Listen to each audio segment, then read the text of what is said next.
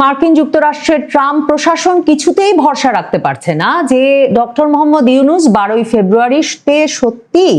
নির্বাচনটি হতে দেবেন, এবং সে কারণেই সার্জিও গোর যেমন দক্ষিণ এশিয়ায় এই অঞ্চলে যে বিশেষ দূত ডোনাল্ড ট্রাম্প নিয়োগ করেছেন, এবং নয়াদিল্লিতে যিনি মার্কিন রাষ্ট্রদূত সেই সার্জিও গোর শুধুমাত্র যে ডক্টর মোহাম্মদ ইউনূসকে ওসমান হাদির মৃত্যুর ঘটনার পর সারা দেশে ভয়াবহ বিশৃঙ্খলা অবস্থা, দীপু চন্দ্র দাসকে পুড়িয়ে মারার ঘটনার পর ফোন করে জানতে চেয়েছিলেন যে নির্বাচনটা তিনি করতে পারবেন কিনা 12ই ফেব্রুয়ারি, তাই নয় খলিলুর রহমানকে যে ওয়াশিংটনে ডেকে নিয়ে যাওয়া হয়েছে এবং ট্রাম্প প্রশাসন দক্ষিণ এশিয়ায় এই অঞ্চলে যে নতুন প্রশাসন নিয়োগ করেছে, পল কাপুর, সার্জিও গোর, এদের সঙ্গে তার সাক্ষাৎ করিয়েছেন, সেসব প্রসঙ্গে আগেই আলাপ করেছি। কিন্তু ট্রাম্প প্রশাসন এমনকি নতুন মার্কিন রাষ্ট্রদূত ব্রেন্ট ক্রিস্টেনসেন ঢাকায় চলে এসেছেন, তারপরেও এই বিষয়ে কিছুতেই আস্থা রাখতে পারছেন না যে ডক্টর মোহাম্মদ ইউনূস একটা নির্বাচন 12ই ফেব্রুয়ারি হতে দেবেন বা করতে পারবেন শেষ পর্যন্ত। এবং তার চেয়েও ট্রাম্প প্রশাসনের ভেতরে যে শঙ্কা, যে উদ্বেগ, সেটা হচ্ছে আওয়ামী লীগ ব্যতীত একটা নির্বাচন করে আওয়ামী লীগকে রাজনীতিতে অন্তর্ভুক্ত করার কোনো প্রক্রিয়া ছাড়া বাংলাদেশের প্রকৃত অর্থেই কোনো স্থিতিশীলতা আসতে পারে কিনা। ট্রাম্প প্রশাসনের একটা বড় উদ্বেগের কারণ হচ্ছে যে বাংলাদেশ ইসলামী চরমপন্থার দিকে ঝুঁকে পড়ছে। ওসমান হাদির মৃত্যুর ঘটনার পর ইউনূস সরকার যে ধরনের উগ্রবাদীদের সারা ঢাকা শহরে তাণ্ডব করতে দিয়েছেন, বা যেই উগ্রবাদী ব্যক্তিবর্গ একজন সংখ্যালঘু ব্যক্তিকে পুড়িয়ে হত্যা করে ফেলতে পারে, যে ধরনের রাজনীতির বিকাশকে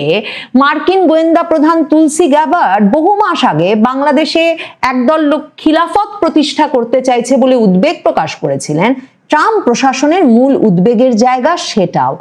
এসব কারণে এখন নির্বাচনের যখন আর 1 মাসও সময় বাকি নাই, ট্রাম্প প্রশাসন সরাসরি দুজন বিশেষ দূত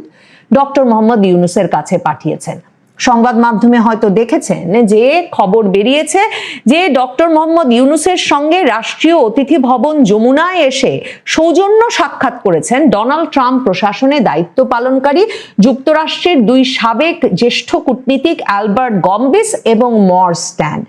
এবং তাদের সঙ্গে ডক্টর মোহাম্মদ ইউনূসের ছবি ছাপা হয়েছে যে তারা ডক্টর মোহাম্মদ ইউনূসকে ফুল দিয়ে শুভেচ্ছা জানাচ্ছেন। নিশ্চয়ই মনে করছেন না যে তারা নিজ খরচে, নিজ উদ্যোগে বাংলাদেশের যমুনায় পৌঁছে গেছেন ডক্টর মোহাম্মদ ইউনূসের সাক্ষাৎ পেতে। ট্রাম্প প্রশাসন সুনির্দিষ্টভাবে এই 2 ব্যক্তিকে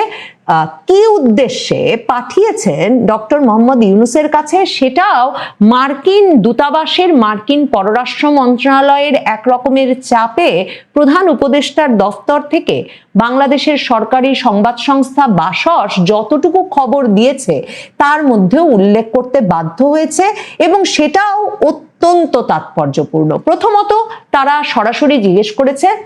12ই ফেব্রুয়ারির নির্বাচনটা অনুষ্ঠিত হতে পারবে কিনা, এবং সে প্রসঙ্গে তারা বলেছে যে নানা রকম খবরাখবর যা পাওয়া যাচ্ছে, যে ধরনের উদ্বেগজনক খবর প্রকাশিত হচ্ছে, তাতে কি করে ডক্টর মোহাম্মদ ইউনূস 12 তারিখ নির্বাচনটা করতে পারবেন। তখন ডক্টর মোহাম্মদ ইউনূস বলেছেন ভোট 12 ফেব্রুয়ারিতেই হবে, একদিন আগেও নয়, পরেও নয়, এবং তিনি সেই ক্ষেত্রে এটা বলে মার্কিন এই দূতদেরকে সান্ত্বনা দিয়েছেন যে নির্বাচনকে ঘিরে ভুয়া খবর ও পরিকল্পিত বিভ্রান্তি ছড়ানোর চেষ্টা চলছে। অন্তর্বর্তী সরকার নির্ধারিত সময়েই নির্বাচন আয়োজন ও ফল ঘোষণার পর গণতান্ত্রিকভাবে নির্বাচিত সরকারের কাছে ক্ষমতা হস্তান্তরে দৃঢ় প্রতিজ্ঞ। তার মানে মার্কিন প্রশাসনের এমনকি সন্দেহ আছে যে নির্বাচনটা হয়ে গেলেও নির্বাচিত সরকারের কাছে ক্ষমতা হস্তান্তর করা পর্যন্ত ডক্টর মোহাম্মদ ইউনূস এ ব্যাপারে দৃঢ় প্রতিজ্ঞ থাকবেন কিনা। ডক্টর মোহাম্মদ ইউনূস তাদেরকে বলেছেন কে কি বলল তা বিবেচ্য নয়, 12ই ফেব্রুয়ারিতেই নির্বাচন হবে, এর একদিন আগে বা পরে নয়। তার মানে মার্কিন প্রশাসনের এই যে উদ্বেগের কথা বলছিলাম, যে উদ্বেগ জানাতে তারা খলিলুর রহমানকে ওয়াশিংটন নিয়ে গেছেন, যে সেই উদ্বেগটা প্রকাশেই যে এই বিশেষ 2 দূতকে পাঠিয়েছেন ট্রাম্প প্রশাসন, কারণ ডক্টর মোহাম্মদ ইউনূসকে বলতে হচ্ছে যে কে কি বললো ব্যাপার নয়, বিশ্বাস করুন আমি সার্জিও গোরকেও সপ্তাহ আগে যেটা বলেছি সেখানেই আমি আছি, 12ই ফেব্রুয়ারিতেই নির্বাচন হবে। তার চেয়েও তাৎপর্যপূর্ণ যেটা থেকে পরিষ্কার বোঝা যাচ্ছে ট্রাম্প প্রশাসন আওয়ামী লীগকে রাজনৈতিক কর্মকাণ্ডে ফিরিয়ে আনার বিষয়ে ইউনূস সরকারের ওপরে চাপ চরম পর্যায়ে নিয়ে গেছে, তার প্রমাণ যে দুজন ব্যক্তি এসেছেন তারা সরাসরি ডক্টর মোহাম্মদ ইউনূসকে প্রস্তাব করেছেন যে আওয়ামী লীগকে রাজনীতিতে ফিরিয়ে আনতে বাংলাদেশে দক্ষিণ আফ্রিকার আদলে একটা ট্রুথ অ্যান্ড রিকনসিলিয়েশন কমিশন গঠন করা যায় কিনা সে বিষয়ে ডক্টর মোহাম্মদ ইউনূস যাতে ভেবে দেখেন। ডক্টর মোহাম্মদ ইউনূস যাতে ভেবে দেখেন এই প্রস্তাব দিতে তো আর প্রথমবারের মতো ট্রাম্প প্রশাসন সিনিয়র দুজন ব্যক্তিকে পাঠিয়ে দেন নাই। তার মানে এই প্রস্তাব বারবার ডক্টর মোহাম্মদ ইউনূসের কাছে পৌঁছানো হয়েছে, সম্ভবত এই খলিলুর রহমান